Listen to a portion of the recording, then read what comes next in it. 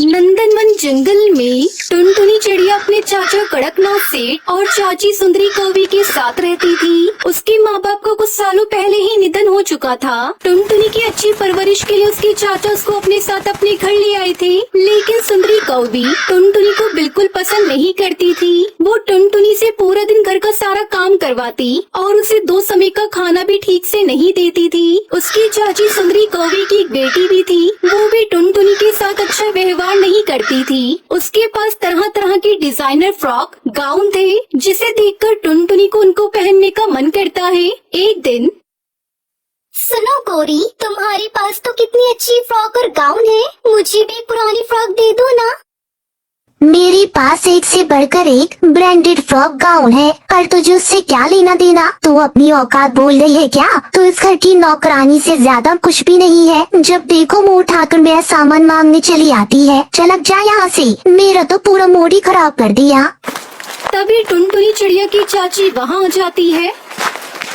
क्यों कलमुही, तेरी हिम्मत कैसे हुई मेरी बेटी से उसकी महंगी फ्रॉक मांगने की? घर के काम तो तेरे से ढंग से होता नहीं और फ्रॉक पहनेगी। चल जा, जाकर घर की सफाई कर। देखो तो फर्श कितना गंदा है। चल अब जा यहाँ से, हम दोनों बाहर पार्टी में जा रहे हैं। कल का बचे वो खाना फ्रिज में रखा होगा, वही खा लेना।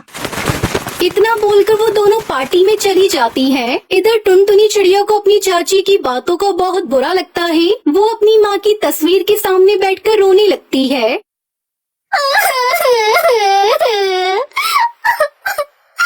माँ, पिताजी, आप दोनों मुझे अकेला छोड़कर कहाँ चले गए?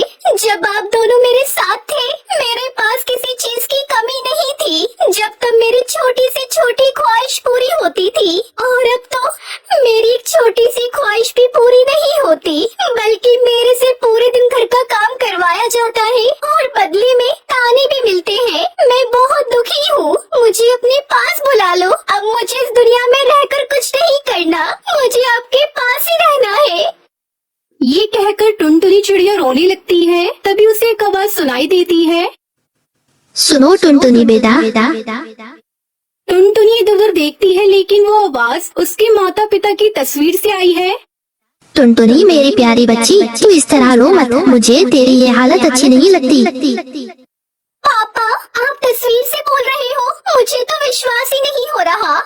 हाँ मेरी प्यारी बेटी, मैं तेरा पिता हूँ और मैं सब जानता हूँ कि तू कितनी दुखी है। मेरी प्यारी बेटी पर सुंदरी और उसकी बेटी कितना अत्याचार करती है, लेकिन अब मैं ये सब होते होते और नहीं देख सकता। मैं तुझे एक ऐसी जगह बताता हूँ जहाँ जाकर तेरी हर एक इच्छा पूरी हो जाएगी। ऐसी कौन सी जगह है पापा? आप मुझे कहाँ भेजना चाहते हैं जहाँ मेरी हर इच्छा पूरी हो जाएगी? बहुत दूर नदी पार एक कुआं है, वहीं उस कुएं के पास जाकर तुम अपनी इच्छा बताना, वो तुम्हारी अवश्य मदद करेगा।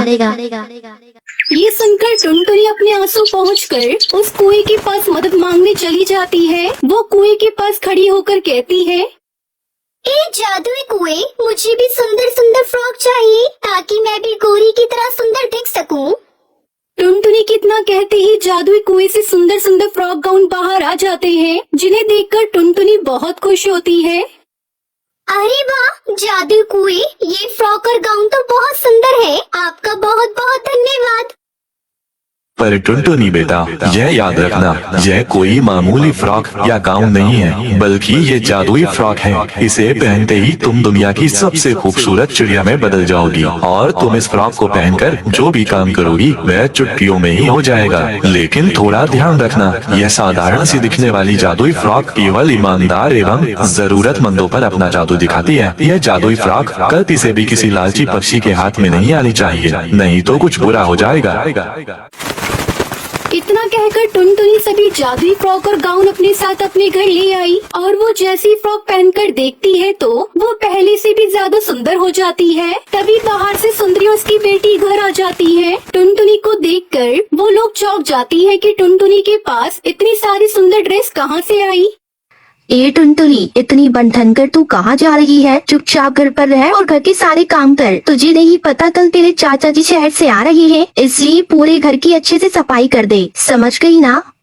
तभी सुंदरी की बेटी कहती है, देखो तो माँ, इसने कितनी सुंदर फ्रॉक पहन रखी है। जरूर इसने ये फ्रॉक चुराई होगी और हमारे पैसों से खरीदी होगी। माँ इससे पूछो कि इसके पास ये फ्रॉक कहाँ से आई।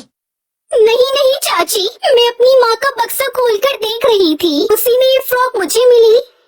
टुनटुनी अपनी चाची से झूठ बोल देती है और घर का काम करने चली जाती है। टुनटुनी ने जादुई फ्रॉक पहन रखी थी, इसलिए उसका काम अपने आप हो जाता है।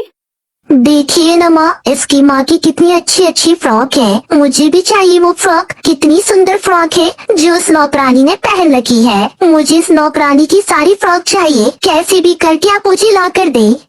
ये सुनकर सुंदरी टुनटुनी के पास जाती है। ओ महारानी, तेरी स्वर्गवासी माँ की सभी फ्रॉक कहाँ रखी है? मुझे दे दे अभी के अभी।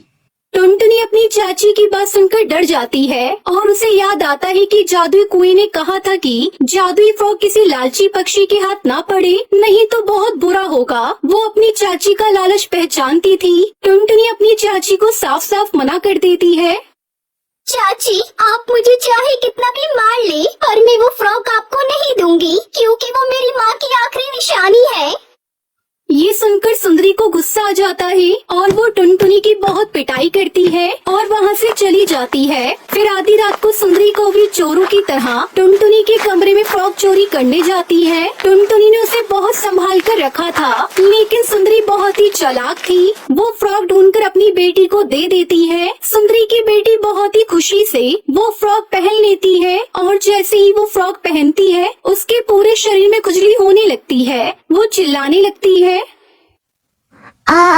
मेरा पूरा शरीर तो खुजली हो रही है। मुझसे बिल्कुल भी बर्दाश्त नहीं हो रही। ये कैसी फ्रॉक है माँ, जिसकी वजह से पूरे शरीर में खुजली हो रही है।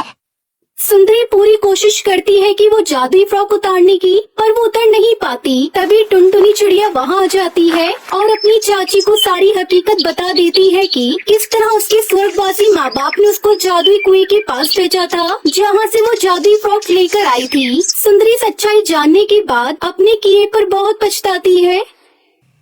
टुनटुनी मेरी बच्ची, मुझे माफ कर दो। मैंने तेरे साथ कितना गलत व्यवहार किया, लेकिन तू हम माँ बेटी की सच्चाई जानती थी कि हम कितने लालची हैं, इसलिए तू हमें जादुई फ्रॉक नहीं दे रही थी ना। मुझे माफ कर दो। आज से मेरी एक बेटी नहीं बल्कि दो बेटियां हैं।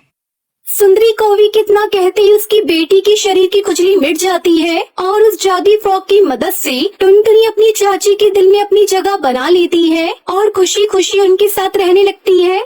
अगर आपको ये वीडियो पसंद आई हो तो इस वीडियो को लाइक और ऐसी ही कहानियाँ देखने के लिए हमारे चैनल को सब्सक्राइब करना न भूलें। तब तक के लिए धन्यवाद।